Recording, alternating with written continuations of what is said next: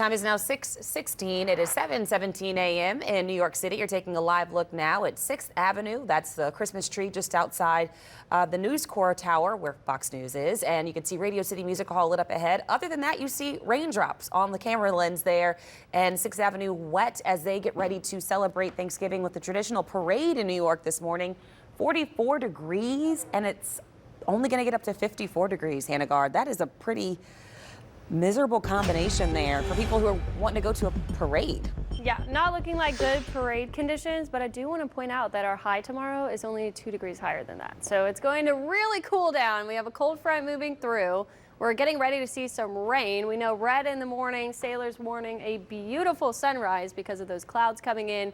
But we are about to see this shift happen. It's 70 degrees in New Orleans right now. We have 32-degree temperatures in Oklahoma City behind this cold front, so a lot of cold air is about to come piling through. But before that, we do have some storms that we're tracking just to the north of us, and we're going to see that rain starting to push across the area.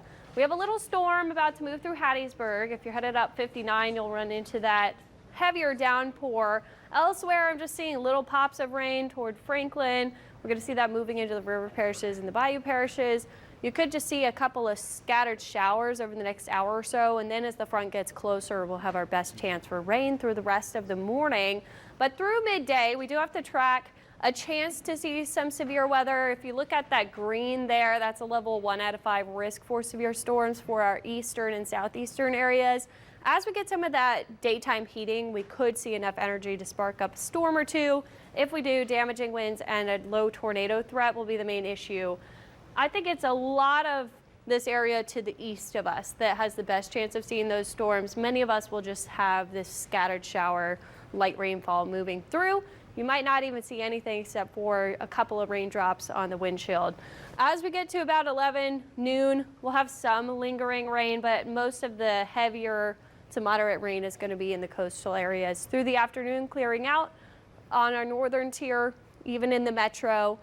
But by Friday morning, we still have some lingering showers because this front stalls out slightly. It doesn't get all the way through until about mid-morning on Friday. Then the sky's clear, the chilly air sinks in, and we'll see that big change taking hold all the way through the weekend. So this 72 for our high, that's this morning. Temperatures will be falling. By noon, we're in the upper 60s, low 60s as the sun goes down, and we'll be in the 50s in the evening hours. The winds are also going to kick in. If you're going to the Tulane game, bring a jacket, a windbreaker. It's going to get cooler, and we'll see those winds up to 25 miles per hour overnight gusting, so it's going to get a little bit breezy.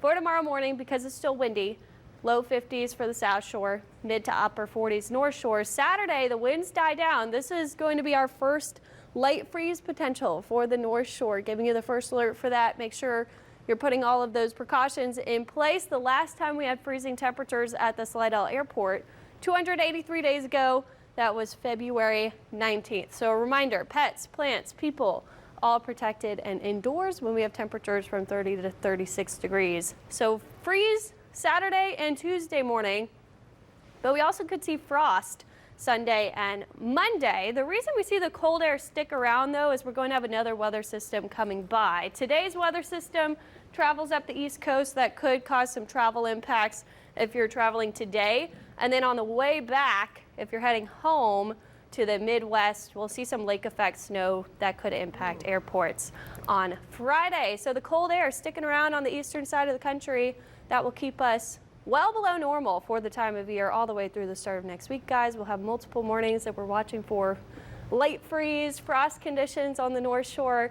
But today, watching that rain first. If you like to cook outdoors, you want to watch for that through the morning. But I think by the afternoon, we should be drying out for most of the area. So lake effect snow, and yeah, you hate to hear that. That's a kind of a scary phrase there. And then we were shown that shot of New York City. Are they getting rain all day long? Is the parade going to be rainy, period? Yeah, so the storm system that is moving kind of north of us, we're getting the tail end of the cold front. That system is going to move up across the northeastern U.S. So they could see some storms and maybe snow. It looks like it'll mainly stay in the western side of the state, but they'll definitely be dealing with that rain today. Ugh. Yeah. Well, at least ours is short-lived rain. Yeah, it's going to be a really short period that we're seeing. Be thankful for what you get. Exactly. Yep. All right, thank you. Thanks. All right.